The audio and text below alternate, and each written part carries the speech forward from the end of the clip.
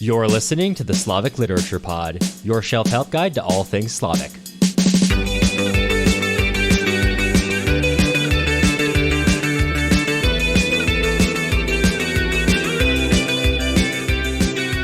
Hey, it's Cameron Lana. And also Matt Gerasimovich. And you are listening to day one of our Vasily Grossman Life and Fate read-along. We're covering part one, chapter one today. If you aren't familiar with what we're talking about, you should head on over to our website, slaviclitpod.com. There you can find a way to sign up for our email list. Every day we'll be sending you an email summarizing or sharing some of our thoughts on the chapter that we'll be reading each day. So you don't want to miss that. Plenty of good content. We'll also be posting old posts on our website so you can read through if you're joining in at a later date. But each day we'll also be recording some thoughts that people had on social media or in our Discord to share some interesting things we picked out from what people said to us. And the chapters are really short, so if you don't have a lot of time, you're busy, you're just a little baby, there's you can do it. That's what I would say to you. You can do it. I'm just a little baby and I'm doing it. It's fine. It's fine. We're here. And actually, do you mind if I kick it off? We've got this stranger posting on Instagram under our post, Matt Garris. Track down who this is. This is a thought that I've been sticking with me since you mentioned to me. We can quote, "I'm starting to track this idea of, quote, Russian uniqueness, end quote, throughout the novel. I'm wondering if Grossman accidentally, and then in parentheses, incidentally reaffirms this East versus West trope that the novel tries to refute in certain parts of itself." This makes most sense in reference to the quote that we chose for this chapter, which is, I don't have it right in front of me, but broadly speaking, it's the idea that no two of a million Russian huts are the same, and that if you try to get rid of the uniqueness of the individual person or the individual home, then you end up suffocating life itself. I can't believe you got almost every word from that quote. That was pretty good. You only missed the briar roses, but I think that's forgivable. Thank you. Well, I'll try to do better next time. We've got to commit all these to memory. That's the whole point of this exercise for us. So on one hand, you could take that for this kind of repudiation of Nazism, but the stranger Matt Garris also makes a good point that maybe by doing so and trying to contrast the Soviet Union against the Germans, you start to see a reinforcement of this very idea that it's attempting to repudiate. Yeah, it's still my early kind of working thought on the book, and I think I noticed it a little bit as I was writing some of the posts that are to come down the pipeline. A week or a week and a half in advance now. So I'm just kind of tracking this idea on how it sort of works. Why do the Russians get to be the unique ones? Yeah. How does this happen? Right. Because that is interesting that it uses, because we know these novels, if you've read Grossman, he acknowledges the multitudes of people in the Soviet Union and at times even, seems to make an effort to avoid conflating the Red Army with Russians. But in this case, we do have this, almost blasé usage of the term.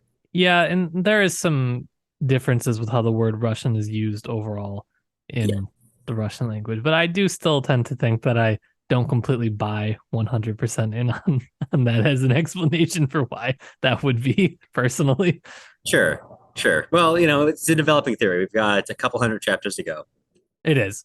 And in addition to stamping out the uniqueness of life, we have some signs of life here. We have some truck drivers.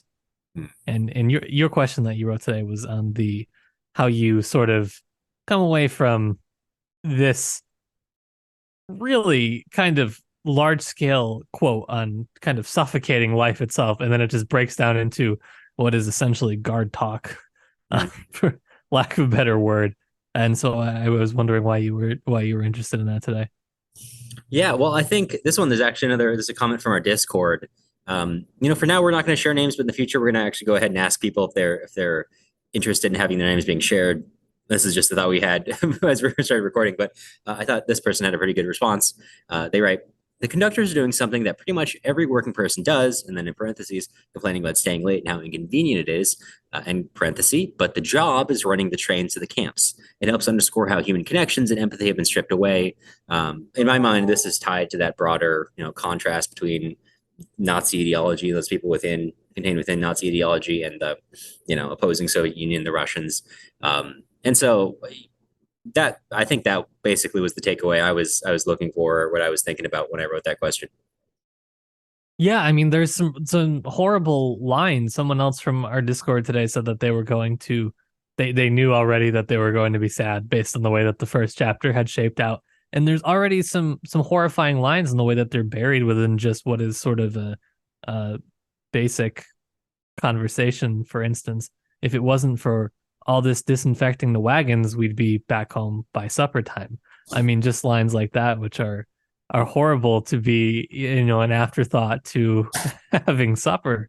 And so I think that our Discord has the right sentiment off the bat, right? That this isn't going to be, we're not going to be in for a happy time, most likely. Yeah, for sure. Well, I know we're not. I've already read it. Right, kind of spoilers. Yeah. If you thought you were getting into a good time, maybe look for a different novel. That was a different podcast, right? Are there any other big comments or thoughts that people shared today that you were interested in bringing?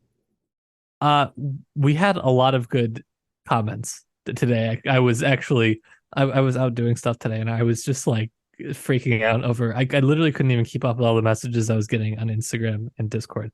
So I just wanted to express my gratitude for everybody that's reading along with us. This actually spiraled into being way bigger than I had thought it was going to be, and it's freaking me out a little bit.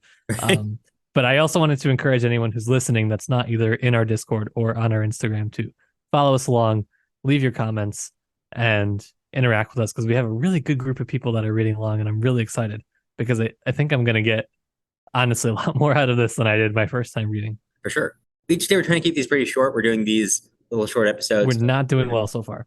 Right. We're not so short, but the idea is for these to be pretty short. So we probably will be covering a couple comments each day. This will not be a replacement for our usual podcast, which will still be coming out the same 3 Fridays per month.